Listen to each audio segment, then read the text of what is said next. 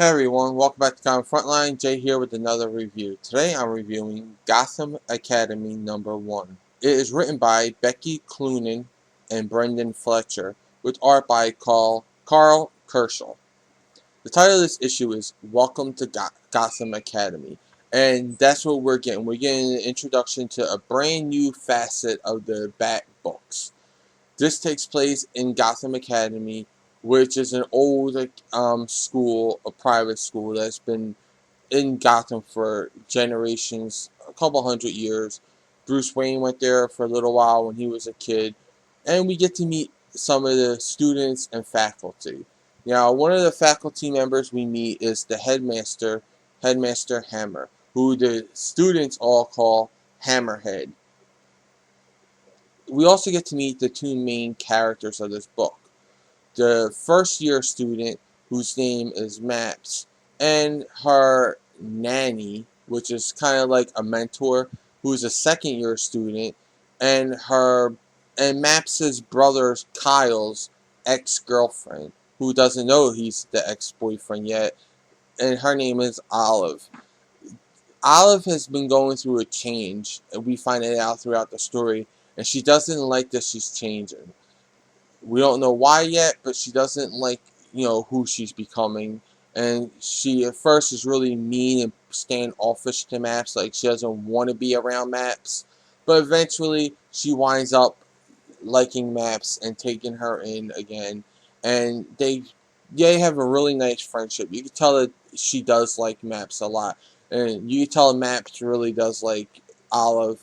And Olive said in the issue that, she's the one person who knows who I truly am. So they have this like unique little friendship going on. Yeah, one of the things about this issue is they set up the whole you can't go into the North Hall because and the headmaster, pauses for a bit and he says there's it's unsafe. It's unsound to walk in there. So they, that right away you tell a little kid that they can't do something, they want to do it. And all the rumors in the school is that the North Hall is haunted by something. That gets Maps excited. Olive is supposed to be showing Maps around, but she's really not into it at first until, like I said, later on she comes around to it. And they go exploring in a part that they're not supposed to, which Maps says that she sees the ghost because she sees this green eye, these glowing eyes looking back at her, and she goes further, but she falls off of a ledge.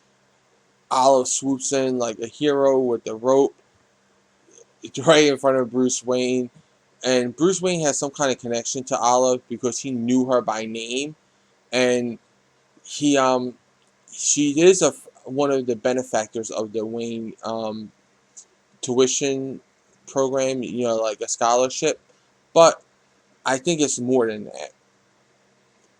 And at the end of this issue, Olive is going back into her room where her roommate is like all scared and saying, "Oh no, this place is really haunted. I seen the eyes looking at me." Maps opens up the curtains and says, "It's just a bat signal again, like it is every other night." And she calms her roommate down, but right at the end, you see in a crack a big yellow eye looking at them. So it's a really good, interesting book. It's a little bit twistier than the regular Bat books. This isn't about superheroics. This isn't about Batman fighting anything. No, but it still has that detectiveness to it. So if you're looking for a detective type book, but it's more like a child detective book, it's really interesting. I really like who Maps is so far, and you can tell that she got the name because she likes to draw maps of things, and that is played out in this issue. Story-wise, I'm going to give it 4 stars. I think they could have fleshed out a little bit more the characterization, but overall, I really did enjoy it, so I'm giving it 4 stars for the story. The art was very different. It had a very different feel to it, but it totally fit the book.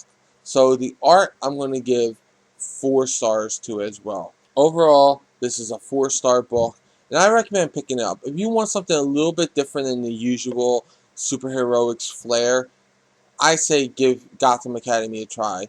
I was on the fence about it after I found out it wasn't going to have any of our classic teenage heroes, but brand new characters. I'm actually on board with this. I'm going to be picking up issue 2 because of issue 1. Issue 1 was a good enough sell for the series for me. Well, those are my thoughts. Now I want to know what yours are in the comments below. Also, like this video, subscribe to Comic Frontline, check out and subscribe to my channel, The Comic Book Theater. Check out Comic Frontline, the site, for all the latest previews, reviews, news, and interviews.